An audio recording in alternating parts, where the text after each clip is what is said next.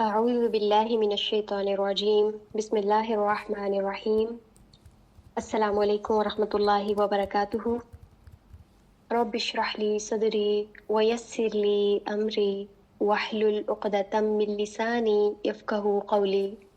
اللهم أخلصنا لوجهك الكريم آمین۔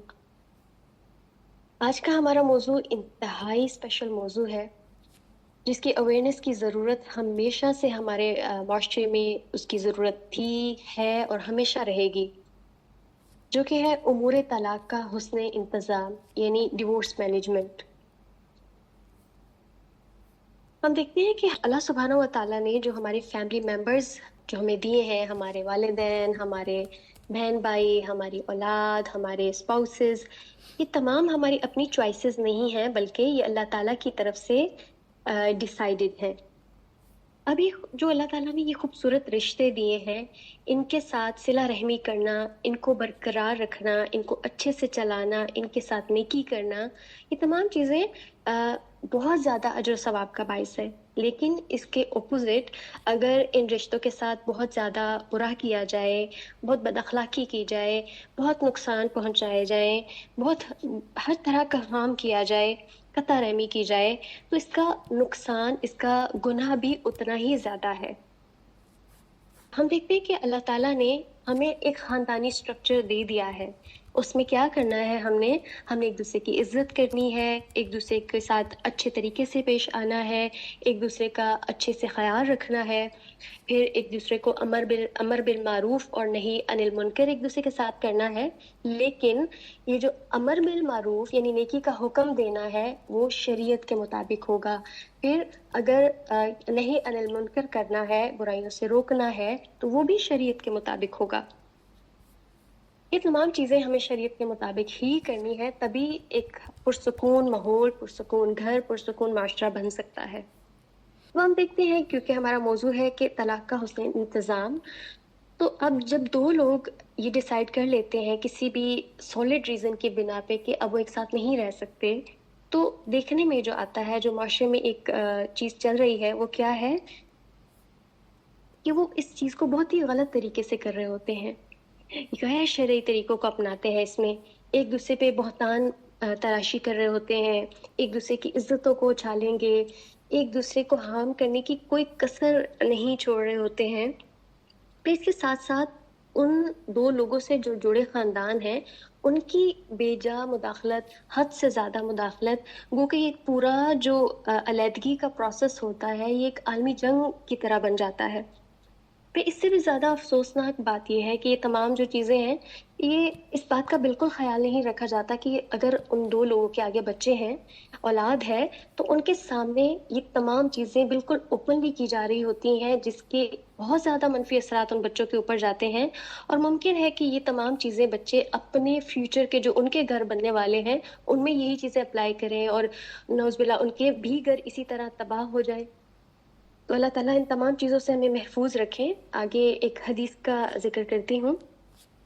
ان رسول اللہ صلی اللہ علیہ وسلم قال لا ضرر ولا ضرار، یعنی نہ ابتداً کسی کو نقصان پہنچانا جائز ہے، نہ ہی بدلے کے طور پہ کسی کو نقصان پہنچانا، یعنی ہم کسی صورت کسی کو نقصان پہنچا ہی نہیں سکتے اپنی مرضی سے، کوئی اٹس ناٹ الاؤڈ، مرضی کیا دین ہمیں الاؤ ہی نہیں کرتا۔ یہ جو حدیث ہے اس میں ہمیں اسلامی احکام، اس کے بعد اخلاقی قواعد، پھر لوگوں سے باہمی جو تعامل ہے اس کا ایک ضابطہ ہمیں پرووائڈ کر دیا گیا ہے۔ وہ کیا ہے کہ لوگوں سے ہر قسم کے نقصان کو ہم نے دور رکھنا ہے۔ اور ایک اور جو چیز بہت عام ہے کہ ہم کوشش کرتے ہیں کہ نقصان کے بدلے، یعنی کوئی برا کرتا ہے تو برا ہی کیا جاتا ہے بدلے میں، لیکن نقصان کو کبھی بھی نقصان کے ساتھ زائل نہیں کیا جا سکتا، ختم نہیں کیا جا سکتا، کیونکہ یہ ظلم میں آتا ہے۔ پھر ظلم کے بارے میں ہم جانتے ہیں کہ ظلم تو کسی صورت اللہ تعالیٰ نے ہم ظلم کر ہی نہیں سکتے، تو ظلم قیامت کے دن اندھیروں کی شکل میں آئے گا۔ جس نے جس کے اوپر جتنا ظلم کیا ہوگا وہ قیامت کے دن اتنے ہی اندھیرے میں ہوگا۔ پھر ایک اور حدیث کا مفہوم ہے کہ اگر کسی نے کسی کی ناحق طور پہ زمین چھین لی ہو، اس پہ قبضہ کر لیا ہو، تو قیامت کے دن اس شخص پہ اس شخص کے گلے میں 7 زنجیروں کا توق پہنایا جائے گا۔ تو یہ حدیث ذکر کرنے کا مقصد یہ ہے کہ ہم ڈریں ظلم کرنے سے، چاہے وہ کسی بھی قسم کا ظلم ہے، اس کا جو نقصان ہے وہ اتنا ہی بڑا ہے۔ پھر ایک اور حدیث کا جو مفہوم ہے وہ یہ ہے کہ ایک بہت مشہور حدیث ہے کہ جو ابلیس ہے وہ اپنے تخت کو پانی پر جب بچھاتا ہے، پھر وہ لوگوں کو گمراہ کرنے کے لیے اپنے لشکروں کو بھیجتا ہے، جب شام میں وہ واپس آتے ہیں تو ہر کوئی ہر لشکر کا جو ہر شیطان ہوتا ہے وہ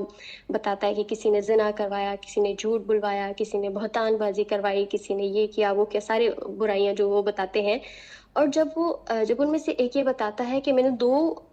ہسبینڈ وائف میں علیحدگی کرا دی ہے، 2 خاندانوں کو اس طرح سے الگ کر دیا ہے، تو وہ ابلیس اس کو گلے لگا لیتا ہے۔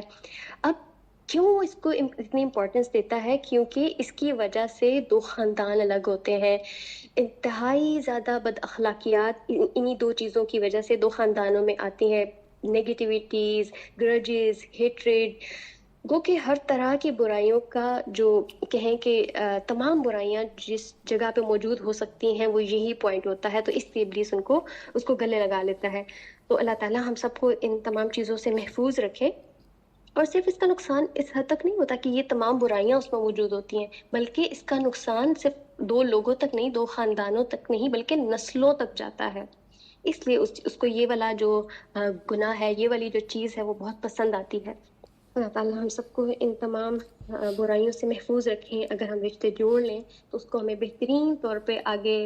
پائے تکمیل تک پہنچانے کی توفیق عطا کریں۔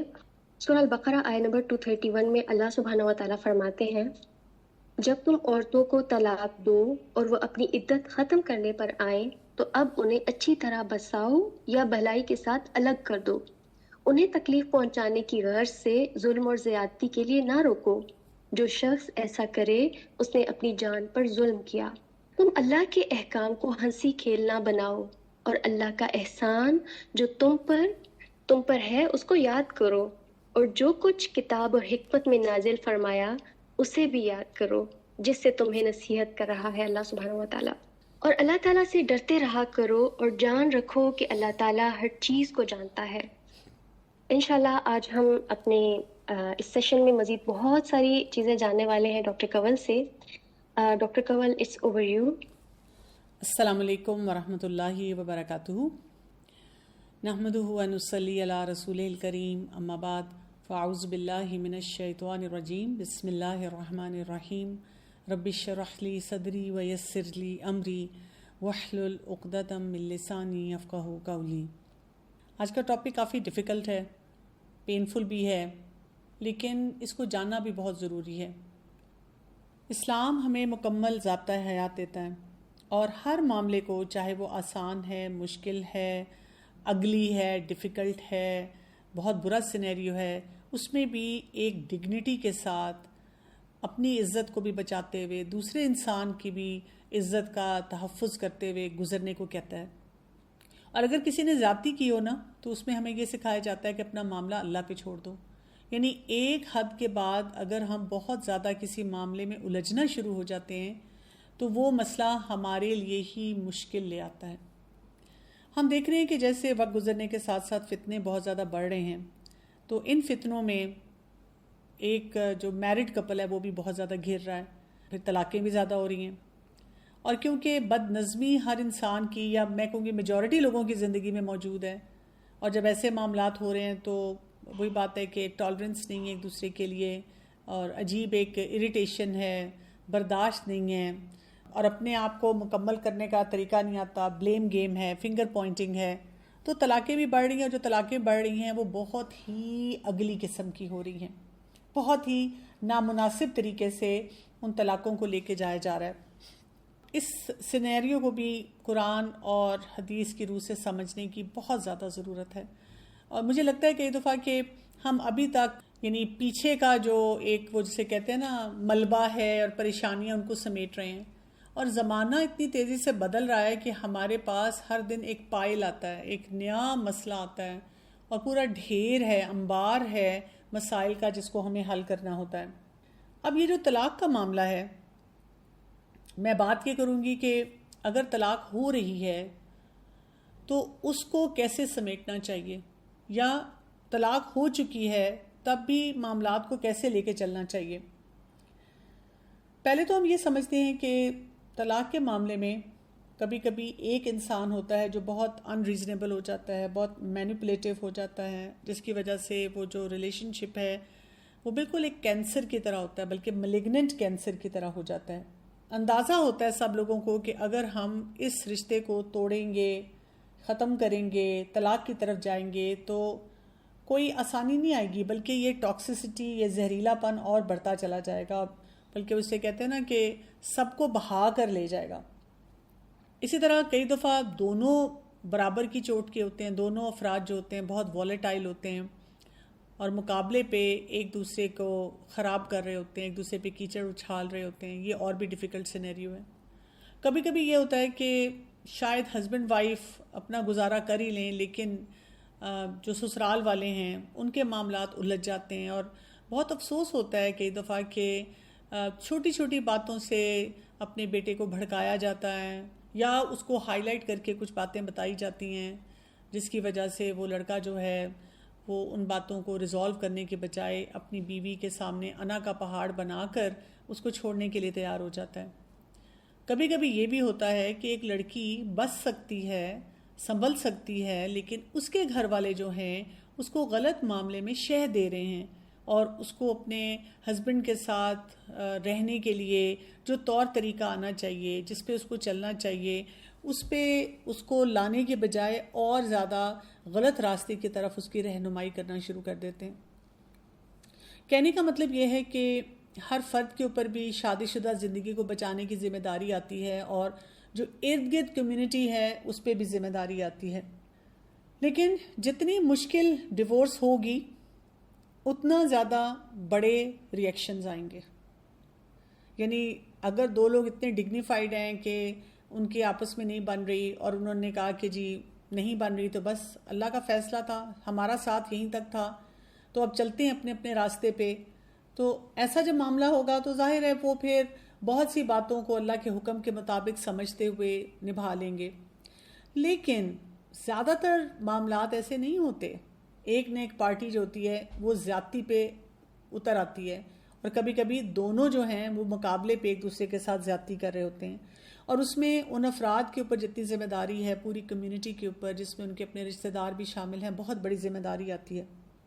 اور پھر ریئیکشن کیا ہوتے ہیں؟ بہت ظلم والی باتیں ہوتی ہیں، یعنی ایسی باتیں ہوتی ہیں کہ انسان سوچتا ہے کہ یہ افراد تو اتنے پڑھے لکھے ہیں اور اتنے اوور آل کمیونٹی میں بڑا نام ہے، بڑے کام کر رہے ہیں، لیکن طلاق کے معاملے کو کس طرح سے لے کے چل رہے ہیں، کس طرح دوسرے انسان کی عزت کو اچھالا جا رہا ہے۔ پھر اسی طرح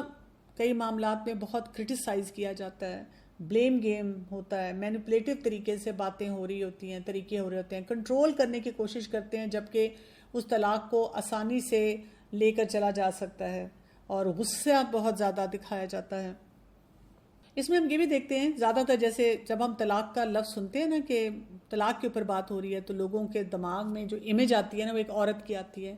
کہ ہائی یہ بیچاری عورت ہے اور عورت پہ ظلم ہوا ہے، اور اس وجہ سے یعنی ہم نے اپنی مینٹل پکچر میں صرف ایک عورت کو ہی فکس کر کے رکھ دیا ہے کہ ظلم تو صرف عورت کے ساتھ ہی ہو سکتا ہے۔ اور جو ورلڈ اوور ایک موومنٹ چل رہی ہوتی ہے فیمنزم کی، عورت کے حقوق کی، جو ڈراموں میں ہمیں دکھایا جا رہا ہے اور جو موویز میں بتایا جاتا ہے، جو بہت سارے کیسز ان کو میڈیا میں اچھالا جاتا ہے، تو بس یہی خیال ہے کہ جی ظلم تو صرف عورت پہ ہی ہوتا ہے، اور عورت ہی بے سہارا ہو جاتی ہے جب اس کو طلاق دی جاتی ہے، اور عورت اپنے بچوں کی کسٹڈی کے لیے دن رات خوار ہوتی ہے۔ لیکن مردوں کے بارے میں کوئی بات نہیں کرتا کہ ایک مرد جو ہے اس کے لیے کتنا بڑا ٹراما ہوتا ہے۔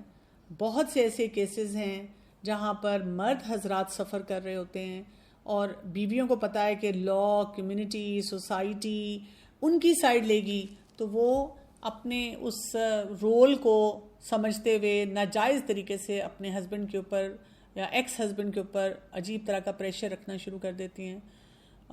وہ باپ ہوتا ہے، وہ بھی اپنے بچوں کو مس کرتا ہے، اس کے اوپر بھی وہی جذبات آئے ہوتے ہیں جو کہ ایک ڈیورس کے ساتھ آتے ہیں، جن کو سمجھا نہیں جا رہا ہوتا۔ اسی طرح میں نے یہ بھی دیکھا ہے کہ جیسے ہماری جو انڈو پاک کی کمیونٹیز ہیں، تو یہاں پر اکثر لا بھی ایسا پریزنٹ کیا جاتا ہے یا معاملات اس طرح سے خاندانوں میں کمیونٹیز میں ہوتے ہیں کہ ایک عورت کو زیادہ سفرنگ میں جانا پڑتا ہے، مرد کا پلڑا جو ہے وہ ذرا بھاری ہوتا ہے. لیکن آپ کو پتہ ہے کہ وہ کمیونٹیز جن کو ہم گلوریفائی کرتے ہیں اور ہم کہتے ہیں کہ جی وہاں پہ عورت کو بڑے رائٹس مل جاتے ہیں اور عورت کو بہت آسانی ملتی ہے، اس کو فائنینشیل ایڈ بھی بہت اچھی ملتی ہے. میں پرسنلی کچھ ایسے کیسز کو جانتی ہوں جہاں پر عورت نے ہی زیادتی کی ہے اور عورت وہاں پہ کھڑی ہو کر کہتی ہے آنکھوں میں آنکھیں ڈال کے کہ اب دیکھنا میں تمہارے ساتھ کرتی کیا ہوں. ایک تو میں تمہارے ساتھ وہ طلاق کا معاملہ کروں گی، اور دوسرا یہ کہ اس پہ میں تمہارا سارا پیسہ لے لوں گی. اور آپ دیکھیں کہ ان سوسائٹیز میں اب مرد جو ہیں ان کو کوئی لوپ ہول نکالنا پڑتا ہے اپنے آپ کو بچانے کے لیے. اور جب بھی میرے سے کوئی بات کرے تو میں ہمیشہ سب کو کہتی ہوں کہ بات یہ ہے کہ جب تک لوگوں میں تقویٰ نہیں ہوگا نا، جب تک اللہ کی معرفت نہیں ہوگی، چاہے وہ ایسٹ میں رہیں یا ویسٹ میں رہیں، کسی نہ کسی ایک فرد کے ساتھ زیادتی ہوتی ہی رہے گی. لیکن یہ ہم سب کو سمجھنا ہے کہ طلاق کا معاملہ جو ہے یہ انسان کے لیے ایک پوری زندگی اس کی بدل جاتی ہے. یہ اس کی یعنی اس کا ایک ایسی ڈائریکشن میں سفر ہوتا ہے، سمجھیں کہ سب کچھ نیا ہو رہا ہے، اس کو بہت سے معاملات کو سمجھنا ہے، اس کو ایک نئی زندگی کے ساتھ ایڈجسٹ ہونا ہے، اس کو جو اس کے دماغ میں چل رہا ہے، جو اس کی سوچوں میں طوفان ہیں، سوچیں ہیں، جذبات ہیں، جس میں کئی جگہوں پہ اس کو بٹریل محسوس ہوا ہے کہ میرے ساتھی نے میرے ساتھ کتنی زیادتی کی، لاس بھی ہے اس کو. کئی دفعہ آپ دیکھیں کہ بچے جو ڈیوائیڈ ہوئے ہیں ان کے لیے ایگنی ہے، ان کے لیے پریشانی ہے، غصہ ہے. کہیں کہیں آپ کو ریلیف بھی ملتا ہے کہ شکر ہے وہ انسان مطلب مجھے تنگ کر رہا تھا اب میری زندگی میں نہیں ہے، اب میں کوئی سکھ کا سانس بھی لے سکوں گا. جی یہ کمنٹ بھی آ رہی ہے کہ society take side of female, nobody understand the trauma of the male. بالکل آپ نے صحیح کہا ہے، مرد حضرات کا کوئی ٹراما نہیں سمجھتا. ایون جیسے کسٹڈی کے معاملات میں بھی اگر عورت کے پاس بچے ہوتے ہیں اور جب باپ کو اجازت ہوتی ہے کہ صرف ایک دن ملے، اس پہ بھی اتنی جنگ ہوتی ہے اور اس میں بھی بچوں کو پوائزن کر کے بھیجا جاتا ہے. کئی دفعہ مجھے کوئی نہ کوئی اپروچ کر کے مرد کہتا ہے کہ میڈم کبھی آپ ہماری بھی بات کریں، ہمارے بارے میں بھی بتائیں کہ ہم اپنے بچوں کے لیے کتنا تڑپتے ہیں، اور ہمیں اپنے اسپاؤز کی کچھ ویک ایریاز بھی پتہ ہوتے ہیں، اور ہمیں ہوتا ہے کہ اس کی وجہ سے ہمارے بچے کتنے سپوائل ہو رہے ہوں گے، کن کن جگہوں پہ تربیت کے لیے ان کو باپ کی بھی ضرورت ہے. اب اصل جو فوکس ہے نا، جس پہ کام کرنے کی ضرورت ہے، وہ کیا ہے، کن ایریاز کو ہم ٹارگٹ کریں، کن کے بارے میں ہم سوچیں، کس طریقے سے ہم ان معاملات کو جو ہیں وہ لے کر چلیں. سب سے پہلی بات تو یہ ہوتی ہے کہ اپنے جو پرسپیکٹیوز ہیں نا ان کو ٹھیک کرنے کی بہت زیادہ ضرورت ہے. اس کے لیے سب سے پہلا سٹیپ یہ ہوتا ہے کہ آپ کے اندر ایکسیپٹنس ہونی چاہیے. ایکسیپٹنس کیا ہے؟ ایک سائیکل آف گریف چلتا ہے انسان میں نا جب ایسا مسئلہ ہوتا ہے. اب جو سائیکل آف گریف چلتا ہے اس میں انسان کے اوپر ڈفرینٹ کیفیات آتی ہیں. کبھی غصہ آتا ہے، کبھی دکھ ہوتا ہے، کبھی یقین نہیں آتا، ڈینائل آتا ہے کہ ایسے کیسے ہو گیا، کبھی ڈپریشن محسوس ہوتا ہے، کبھی انسان بہت اداس ہو جاتا ہے، کبھی انسان جو ہے اس کا رونے کو دل چاہتا ہے. تو مختلف کیفیات جو ہیں انسان کے اوپر آتی جاتی رہتی ہیں، اور یہ انسان کو تھوڑا ٹائم لگتا ہے کہ ان سے وہ سیٹل ہو جائے. اور کبھی کبھی انسان کے اندر ریگریٹس بھی آنا شروع ہو جاتے ہیں کہ کاش میں نے یہ نہ کیا ہوتا، کاش میں نے یہ کیا ہوتا. اس سے انسان جو ہے وہ اسٹرگل کرتا رہتا ہے. پھر اسی طرح سے جو اصل امپورٹنٹ بات ہوتی ہے کہ جب انسان کو یہ محسوس ہو، مختلف کیفیات اس کے اوپر آئیں، تو وہ اپنی فیلنگز کو تھوڑی سی اسپیس دے دے. آپ اس پین کو محسوس کریں کہ ہاں ہے مجھے تکلیف اس بات کی، یہ میرے لیے ایک مشکل مرحلہ ہے. اداسی ہو رہی ہے تو رو لیں، اللہ سے دعا کریں. کوئی فیئرز آ رہے ہیں تو ان کو بھی لکھ لیں کہ ہیں جینون فیئرز ہیں جو اس وقت محسوس ہو رہے ہیں. کوئی انسرٹنٹی کی کیفیت ہے تو اس کو بھی، اس کے بارے میں بھی آپ سوچ سکتے ہیں. کئی ڈاؤٹس ہیں، شک ہے کسی کے بارے میں، کوئی ایسا غصہ آ رہا ہے، ایسی لونلینس فیل ہو رہی ہے، یعنی اندر آندھی طوفان چل رہا ہوتا ہے جذبات کا. اور آپ سوچیں کہ اندر بھی طوفان، باہر بھی طوفان، وہ انسان کیسے کوئی صحیح فیصلے کرے گا. اسی لیے میں ہمیشہ جب بھی کوئی کپل مجھ سے بات کرے، پوچھے، اور وہ بہت لڑائی جھگڑا کر رہے ہیں اور بالکل بس ایسے ہو کہ زبان سے طلاق کا لفظ نکلنا ہے اور انہوں نے الگ ہو جانا ہے، تو میں ہمیشہ ان کو کہتی ہوں کہ پلیز جب آپ جذباتی ہیں نا، جب آپ اندر سے آپ کتنے کانفلکٹس ہیں، تو طلاق کے بارے میں مت سوچیں. ابھی آپ اپنے آپ کو پہلے اسٹیبل کریں. خود کر سکتے ہیں خود کریں، تھرو تھیراپی کر سکتے ہیں وہ کریں. اور جب آپ بالکل اسٹیبل ہو جائیں تو یہ جو معاملہ ہے طلاق کا، اس کو بھی بہت لاجک کے ساتھ بھی سوچیں، جذبات کے ساتھ بھی سوچیں، اور اللہ کے حکم کے مطابق اس پورے معاملے کو لے کے چلیں۔ پھر آپ دیکھیں کہ اگر بچے ہوتے ہیں نا تو اس میں آپ کو پیرنٹنگ کا پلان بھی بنانا ہوتا ہے۔ آپ کو فکر شروع ہو جاتی ہے میرے بچوں کا کیا بنے گا، میرے بچوں کے لیے کیا ٹھیک ہوگا۔ وہی بات ہے کہ اسپاؤزز میں ہمیشہ کانفلکٹس رہتے ہیں۔ کوئی اسپاؤز چاہتا ہے کہ جی بچے کے لیے یہ فیصلہ درست ہے، کوئی کہتا ہے نہیں میرے بچے کے لیے یہ فیصلہ درست ہے، تو ان میں بھی ایک ہارمنی کہاں سے آئے گی، اس کے بارے میں سوچنا۔ پھر یہ کہ اس میں کوئی ون لوز نہیں ہوتا، ہمیں یہ دیکھنا ہوتا ہے کہ بیٹر ڈیلز کیا ہیں، کیونکہ بچوں کو لے کر بھی بہت زیادہ جھگڑے چل رہے ہوتے ہیں۔ سو بیسیکلی بات یہ ہوتی ہے کہ کچھ کمیونیکیشن سکلز پہ بھی اس وقت کام کرنا ہوتا ہے، اپنے آپ کو بہت پرسکون رکھنا ہوتا ہے۔ یہ بھی دیکھنا ہوتا ہے کہ بچوں کے ساتھ کوالٹی ٹائم جو ہے وہ کیسے سپینڈ کیا جائے گا۔ یہ وہ وقت ہوتا ہے جب ہمارے ارد گرد جو افراد ہوتے ہیں ان کا بہت بڑا رول آ جاتا ہے کہ وہ ہمیں اس بات پہ شہ دیں گے کہ بہت اچھا ہوا تم نے جو یہ کیا، اور جو ہمارا ساتھی ہے جس کو ہم نے چھوڑ دیا ہے